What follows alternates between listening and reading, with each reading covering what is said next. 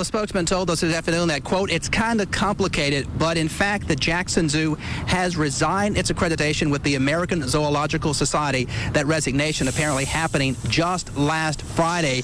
Now, they say the zoo will remain accredited for now and that the board was to hold a meeting and will work out certain details with the AZA. They said that won't take effect until September 13th, which is when their accreditation is apparently going to end with the AZA. Now, in what appears to be an unrelated move, the zoo announced today that it's losing its orangutan. That very popular exhibit will no longer be here at the zoo, and they say it had something to do with a baby primate that was not developing fast enough, and experts from other zoos determined that it was best to remove the orangutan from this particular location.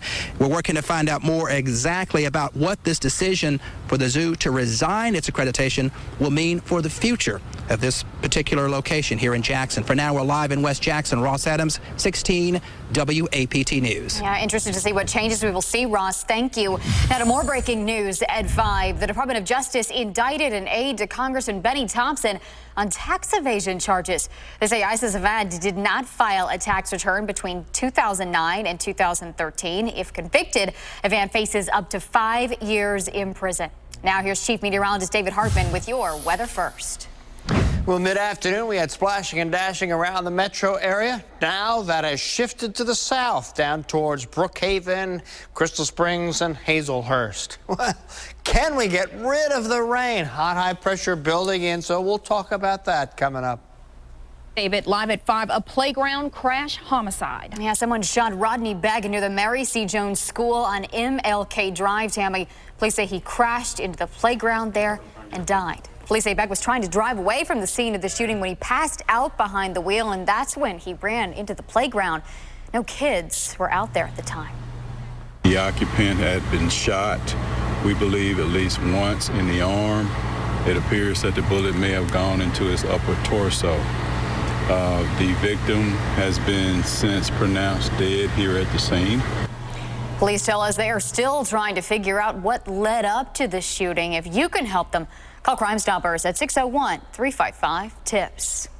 Well, Donald Trump will be in Jackson tomorrow. It's actually his third stop in Mississippi. 16 WAPT's Scott Simmons is live at the Coliseum for us tonight. Scott. Tight security already in place here at the Mississippi Coliseum. In fact, we were not even allowed inside to shoot the setup for Donald Trump's visit tomorrow. He's scheduled to attend a fundraiser in the area and then speak here around 7 p.m.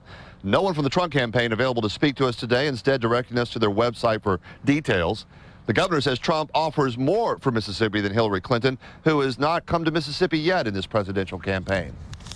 It's also, I think, important to realize that he's coming to Mississippi, that he's honoring us by coming here. He could ignore it. He could realize that maybe he should spend more time in larger, more important battleground states when you look at the number of votes that he will need. Hillary Clinton's proven herself that she's able to actually develop a plan and implement that plan. We do not see that with Donald Trump, especially in the political arena.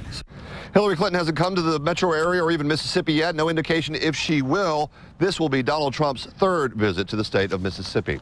Live at the Mississippi Coliseum, Scott Simmons, 16 WAPT News. Scott, thank you. Now, there are some things you need to know if you are planning on attending the rally tomorrow at the Coliseum. First of all, no weapons there, but you can't take selfie sticks either. You also should leave your signs or banners at home. And a word from organizers, arrive early to avoid the big crowds they are expecting tomorrow.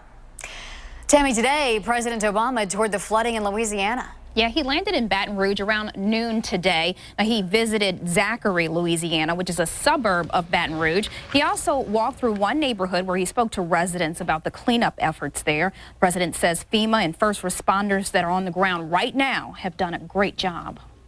What I want the people of Louisiana to know is that you're not alone on this, even after the TV cameras leave. The whole country is going to continue to support you and help you until we get folks back in their homes and lives are rebuilt. Well, Well, over 100,000 people have already registered for federal disaster aid in that area, and at least 40 state highways remain closed tonight.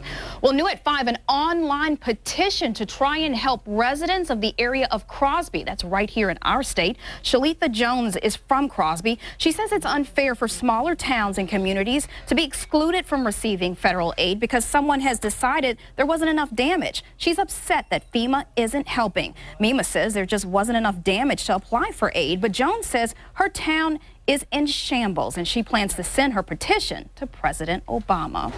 Well, Crosby is getting some help in the form of donations. 16 WAPT's Ann Parker shows us what one high school is doing. Students at Crystal Springs High School have been collecting donations for 2 weeks to try and help flood victims in Crosby, Mississippi. I've seen what they've gone through, and their houses are flooded, and they've just been through so much, so it's so great to help them out. Students told us that ever since FEMA announced they're not going to provide any federal assistance to flood victims in Crosby, it makes these